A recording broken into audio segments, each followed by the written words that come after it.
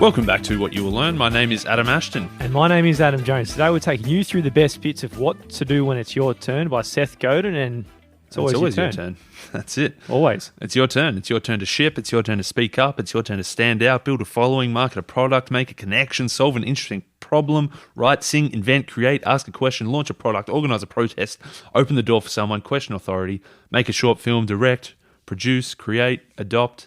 It's your turn. It's a lot of shit you can do, man, if you take your turn, because it's easy, it's fun, it's guaranteed to work. Of course you can do it, mate. You can do it. All of this is true except for the part, it's fun, easy and guaranteed. That part's actually where we're that bit wasn't a bit. That's right. It's probably not going to be easy, fun, or guaranteed, but yes, of course, you can do it. Yeah. You can. Half the package deal just vanished. But it's still an opportunity, man. It really is. That's it. This book, it's about an opportunity, the opportunity to take your turn, to make a difference, the opportunity to contribute, to lead, and to live your life fully. It might not work, it might not be fun, but probably do it anyway. There are two people, they're on an escalator. We know they're sort of high-powered executives because they're dressed nicely, they're carrying briefcases, they appear in a bit of a rush, they're a little bit agitated, a little bit stressed. And suddenly, with a bit of a lurch, the escalator comes to a stop. Both these fancy executives are now trapped on a broken escalator, apparently unable to get to any safety. So the first one's pretty frustrated with it in size, and the second one starts calling for help, just yelling out and screaming for coming. Hey! They're pretty important people. They're execs, unable to get where they need to go because the escalator is broken. There's no one out there to come and fix it for them or rescue them either. Somebody! Hello? There are two people stuck on an escalator and we need help. Now, would somebody please do something? Help! I don't believe this. You gotta be kidding me. I'm gonna cry. Well, there's nothing else left to do, is there?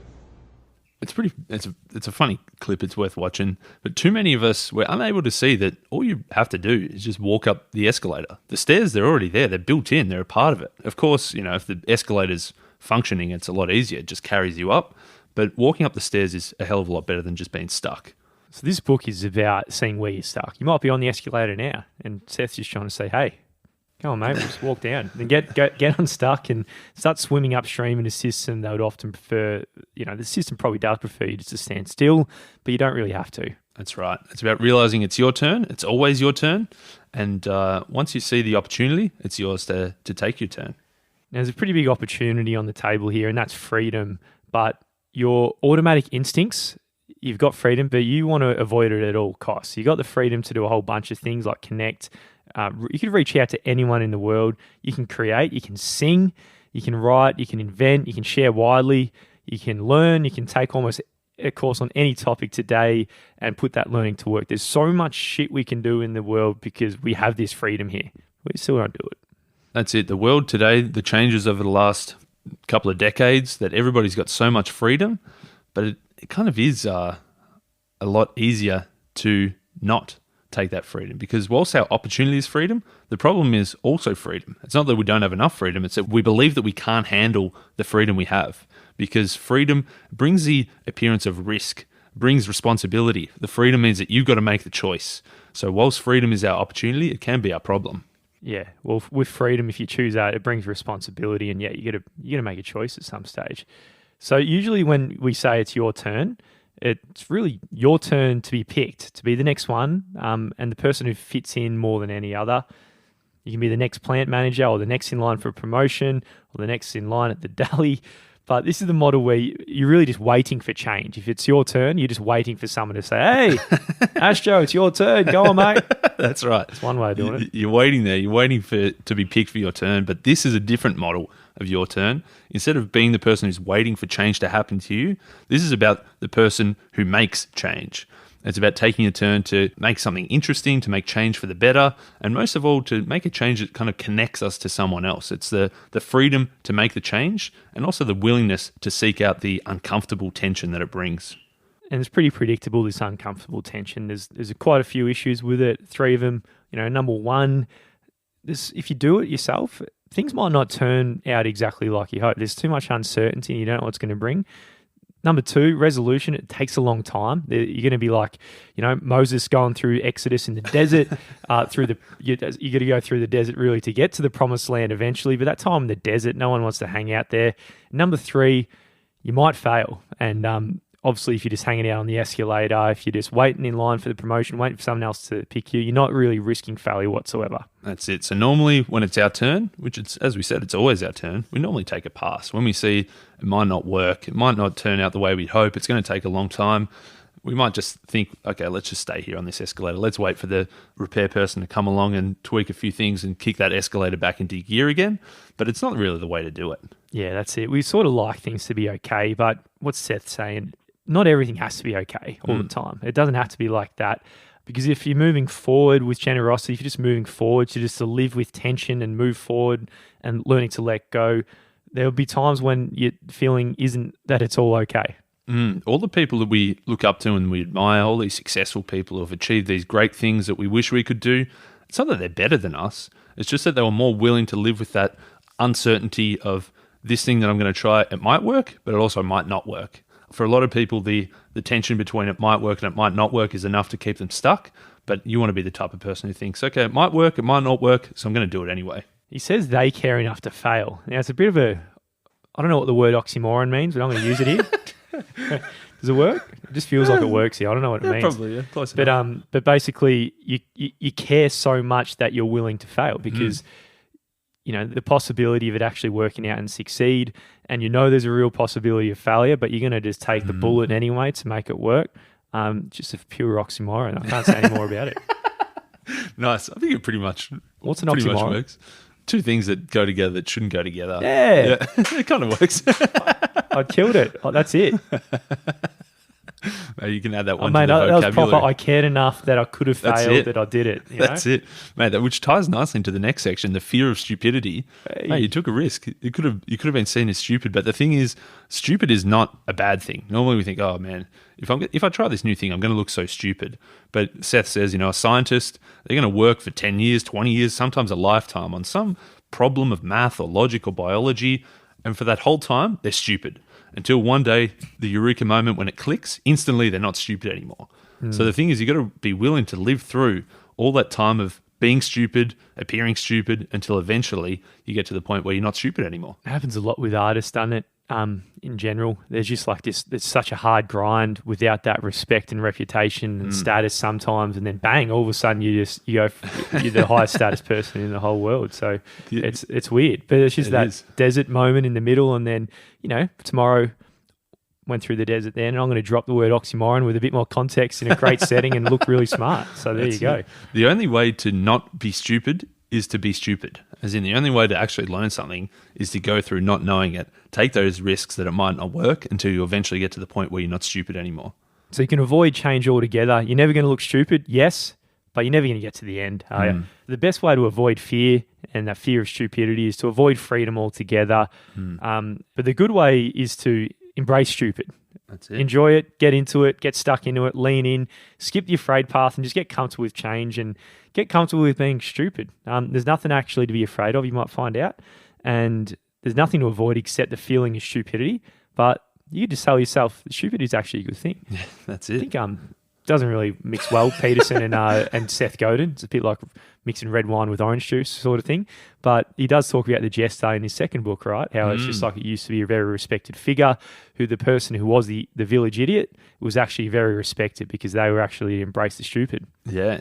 Mate, there is another place where Seth Godin and Jordan Peterson go together, isn't there? Where's that? The shit they never taught you about attitudes. Good, Ashto. Good. I like it. We said we wouldn't work it in, but we'll work that one in. Seth says, which is a bit interesting to hear from Seth, he says you've been hacked. People prey on our fear of change, our fear of stupid. Politicians, they count on our short attention spans. Banks know we're impulsive. Bosses, they exert power of us based on our fear of failure.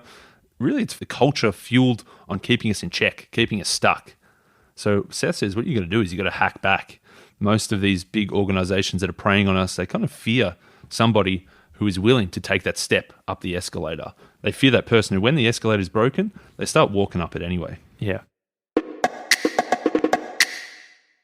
The safest dreams we experience are the dreams that have no hope of coming true. Interesting, isn't it? You can say, I want to be Superman. It's very easy to just go for the ones that are just that so far wild off the cuff because you know it's never going to happen anyway. So that's my dream. It's a pretty safe bet, ironically. It's a bit of an ox to say I'm Superman. It is a bit of an ox. I don't know if that one actually worked, but we can go with it. You know, when you're a teenager and you dream of becoming a superstar in a band, traveling the world, it's a pretty safe dream to have because it's probably never going to come true. It's much harder to have a concrete possible dream of, you know, I want to dream of getting a promotion to the next level up. That's a pretty scary dream to have because it means you can actually do something about it. Yeah. That's actually going to take guts. That's when you actually have to take your turn. Stephen King is a beloved, famous, best-selling author, one of Ashto's favourites. And He's never got in the potty before, has he? no, he's too good, I think. You were telling me before. But often he goes to writers' conferences and after he talks for a bit, he says, any questions? And some lad in the crowd, he always puts his hand up and goes, Mr. King, you are my favourite author. You're the best in the world. What kind of pencil do you use to write your books? The person in the crowd is thinking that, you know, if I just knew what kind of pencil he was using to write all these best-selling books, then I can be a best-selling author as well. Yeah, it's ridiculous. Of course, it doesn't work like that, does it? Well, people think that, right? And you put in the notes here to hang a bit of shit on Ferris because it does. All the questions come there, right? It's yeah. Well, I remember Seth giving Ferris a whack on his podcast. Specifically, he used this example because a lot of Ferris's questions are like, what breakfast cereal do you eat? Thinking that if you eat the same breakfast cereal as this successful person, you're also going to be successful. It's always a tea. It's always like some sort of herbal turmeric tea that they have at 6 a.m. It's like it's the most random, stupid thing. It's got nothing to do with what they did. Yeah, it's kind of like thinking, you know, if you wear Michael Jordan's basketball shoes, you're going to be slam dunking as well. It doesn't really work like that. Seth says that a similar kind of question that people often ask successful people is like, where do you get all those good ideas from? Like, how'd you come up with a good idea for making the segue? Or maybe the segue didn't really work, but, you know, where did you get that good idea from? But Seth says that's a stupid question. The proper question you should be asking is, where do you get all your bad ideas from? Yeah, because if you've got enough bad ideas, you're going to be absolutely no trouble having good ideas because it's all about the volume of ideas that come out. And that's exactly what successful people who are very creative, they do. They let the ideas out, they flow out, a whole bunch of them, they're shit, they don't work, they put them into the world and the world says, put them back in that closet, Johnny boy. But some of them just go flying, don't they? That's right. And that's the point is that, okay, you got a whole bunch of ideas. You don't think if they're good or bad yet. You just get them all out. Eventually, you can start to sort of curate down to the good ones. But in order to get to the good ideas, you got to have a whole bunch of bad ones. Then the second half of the equation is once you kind of got the best idea that you possibly got right now, you got to actually do something about it. You got to ship it.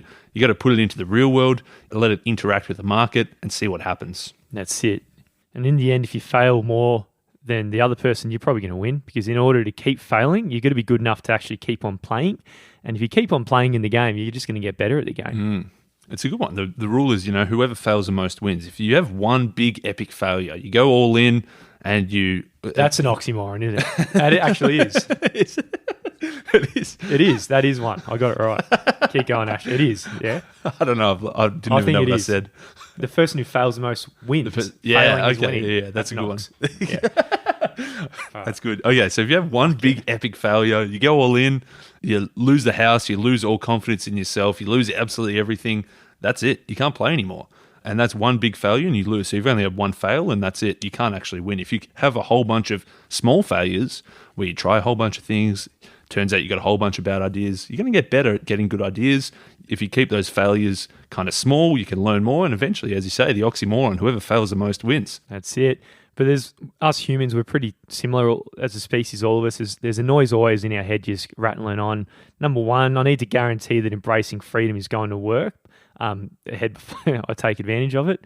And number two, I need to be in the mood, that sort of thing. You're just sort of saying, hey, it's not my turn now, but it's obviously your turn now, and it's 24/7 your turn, so that's just shitty. That's right. The noise, it wants that guarantee. It wants someone to say it's all going to be fine. If you try this, it's going to work. You know, but it's not going to work like that, is it? No. The whole point of doing something different and taking your turn and taking a risk is that it might not work, and you got to be comfortable with doing it anyway. But the problem with having a crack at something, it makes it your fault, not just things you do, but also the things that you don't do. We can't really take those excuses because right now we're in a pretty good spot. We've actually got more information, more opportunities that weren't even imagined 20 years ago. Bloody 20 years ago, Ashto. That's right. If you think about it, half the stuff we do today, we like to do. There's no chance you could do it. That's right. Even Lord Rees-Mogg from the Sovereign Individual couldn't even think of this because that book was written 25 years ago. Elon Musk, interesting quote here, he says, "Destiny is in your own hands. If you don't succeed, it's your fault." Yeah. So there you go. It's kind of nice to just say, I didn't succeed, so it's because I had no choice. It's a nice, safe thing to be able to do, to say I had no choice. If you got no choice, it can't possibly be your fault. There was no freedom, there was no responsibility. You couldn't choose, so how could you possibly be blamed for anything? I had to do it. I had no choice. But the truth is, the mission, you've actually had a choice. You've always had a choice. You've got the freedom to choose. The thing is, you have to claim responsibility that goes with making a call on whatever you want to do.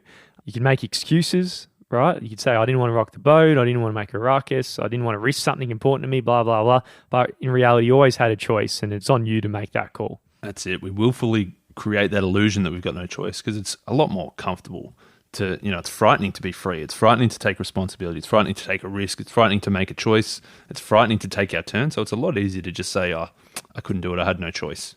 So, mate, every escalator out there, it's going to stall at some stage. Some people listening right now, you might have noticed it's just stalled.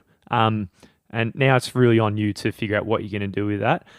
You can get to the top quicker from this point if you actually just take the stairs, get off and get up there on your own. But at the end of the day, the freedom is always yours. When's the right time? If it's our turn, when's it actually our turn? When's the best time to actually take our turn? Yeah, always. Continue. It is in the book title, isn't it? It is.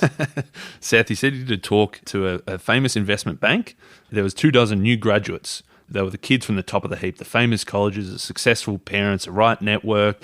They'd made it into this prestigious organization in their crisp new power suits, and pretty much on just about every measure, they had more opportunities than pretty much anybody in the world. And Seth, he gave this big half-hour rousing inspirational speech about freedom, about the broken escalator theory, about how they could do their very best work, how could they take a bit of a risk to become more than a cog in a machine. And then one bloke, we'll call him Timmy just sort of raised his hand and said, maybe it just kind of makes sense to wait a bit. We're just brand new. I've got all these student loans I've got to pay off. It doesn't make sense to take a risk right now. Like, how about I just wait now and then later, once I'm a bit more established, once my loans are paid off, once I've got a bit of reputation, then I can start to, not become a cog. Then I can take my turn to sort of carve my own path. Yeah, that's pretty common, isn't it? People probably without the opportunities like that are thinking, if only I was that person, and then that person's thinking, if I didn't have all this student debt or whatever. But pretty much for everyone in any situation, it's never the right time. You might be starting a new job, it's not the right time. You're halfway through your job and you just got a promotion, now it's not the right time. Or you just started a family though, it's not the right time then. You're probably going to have to wait until the kids get up and go to college, then it's not the right time. And, when you've got elderly parents who are depending on you, I just can't leave. It's like, pretty much 24/7, 365, you're going to have... it's just not the right time, Ashto. It's never going to be the right time because there's always going to be something else. And you just think, once I just get through this first challenge, then it'll be the right time. I've just got a newborn. Let me wait 3 months and then it'll be the right time. But of course, then something else is going to pop up. There's always going to be something else that pops up and it's never going to be the right time. So you got to realize that even though it's not the right time, you got to take your turn anyway. Mate, I reckon 500 years ago when Gutenberg was launching his print and press, there would have been plenty of mates tapping on his shoulder saying, look, mate, why are you doing this? You've got 96% of the population who can't read. If you look at the market out there, it just doesn't stack up. Less than 1 in 25 people know how to use the product you're about to launch and you're going hard in it. Worked out pretty well for him. Well, that's just stupid. Why the hell would you launch the printing press, when 1 in 25 people can't read and it's going to take a hell of a long time to learn to read? So that's just stupid. Mate, there's another stupid bloke back in history, Carl Benz, 150 years ago. An idiot. Absolute idiot. In Germany, he tried to launch a car. Mate, it was against the law to drive. There were basically no roads. He had to get a letter from the king to say, yeah, sure, you can be the one person who drives this one car. That's stupid. Yeah, it is stupid. He's an idiot. Gutenberg's an idiot. They're all idiots. And there's a fundamental difference between being ready and being prepared, because probably more prepared than you realize, but you're probably not ready. Just like the Goot man, the Gooch stabber, and Ben's man at all, right? Which is a bit like them. You're never going to be ready. It's never going to be the right time. It's always going to look stupid when you do something crazy like that.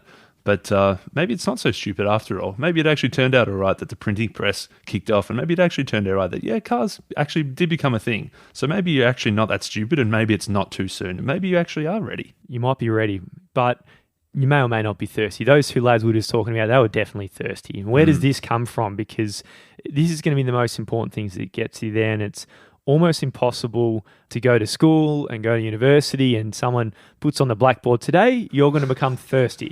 This doesn't work like that. Unfortunately, there's not too many books that you can read and just think, yeah, I'm thirsty all of a sudden. Yeah. You know, sometimes there are books that can give you a bit of a get up and go, a bit of a motivation every now and then. This one does the trick for me for a little bit, but at the end of the day, it's not going to last forever. You've got to be the one that gets thirsty yourself.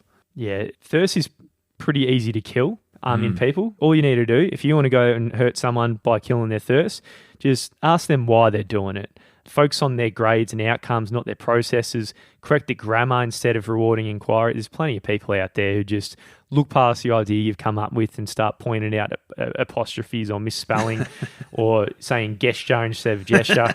But consume instead of instead of produce, and just give blame instead of taking responsibility. Yeah, it's very easy to kill that thirst. But if you want to be the type of person who walks up that escalator, if you want to be the type of person who takes a turn, you got to be thirsty. Everyone's capable of it.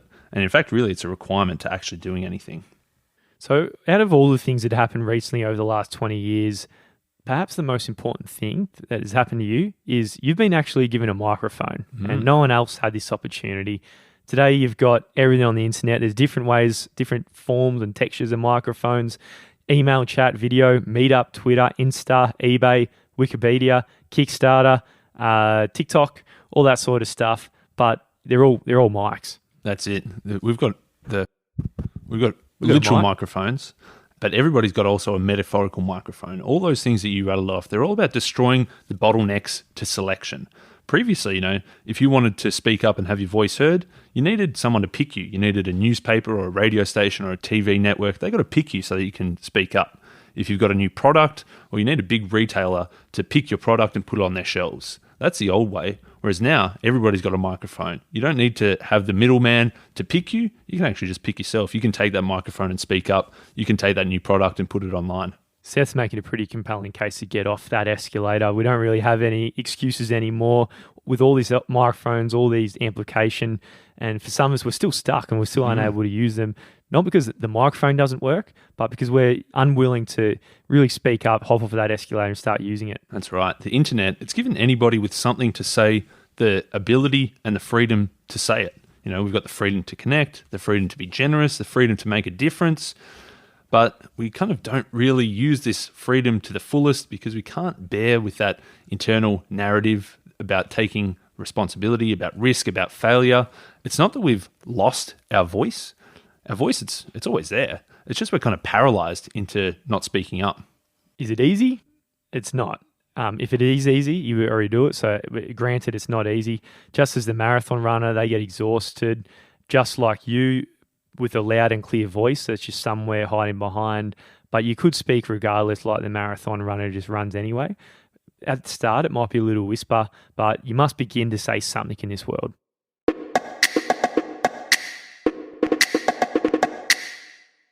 One of Jonesy's favourite authors, Kafka. Yeah. I love Cuffy. Kafka wrote about the cage in search of a bird, about there's a trap that was incomplete until it had something to trap. But really, we're actually birds in search of a cage. Where there's so much freedom, there's so much choice, there's so much opportunity, there's so many ways that we can matter. We can be that bird and we can fly free, but we don't really choose to take that responsibility. We choose to go into that cage because the cage, it keeps us in, it keeps us safe, and more importantly, it keeps everything else out. It protects us from a world that we think is full of pitfalls, not opportunities. That's insane. Birds in search of a cage. That's a phenomenal line, isn't it? That should be a song. It should be a movie because it's true. It's what we are. We're birds. We could be birds, but for some reason we choose to stand on the escalator. We choose to go and find a cage. So you can choose the cage. You can seek certainty wherever possible by giving them the power to pick you. You can choose chocky tonight, diet tomorrow. You can honk your horn. You can argue with your ex. You can slam the table and say, "Where's my steak?" And you can find any reason to teach someone a lesson and point out their mispronunciations on the podcast. It feels good, hasn't it? Yeah, it really did. There's a few 1-stars because it feels good and you're entitled. That's it. You can choose to let the fear drive your decisions. You can choose to stand still on that escalator, just call out for help, hope that somebody's going to get you, or you can choose to avoid certainty. You can pick yourself. You can choose to postpone gratification, seek joy, embrace generosity, dance with fear, be paranoid about being stuck as a mediocre person, and you can really choose to be the boss of your own self. So it's not your turn to win or your turn to be picked or even your turn to be guaranteed gratitude. It's merely your turn to try something, to give a gift and start walking up that escalator towards freedom with your own 2 feet.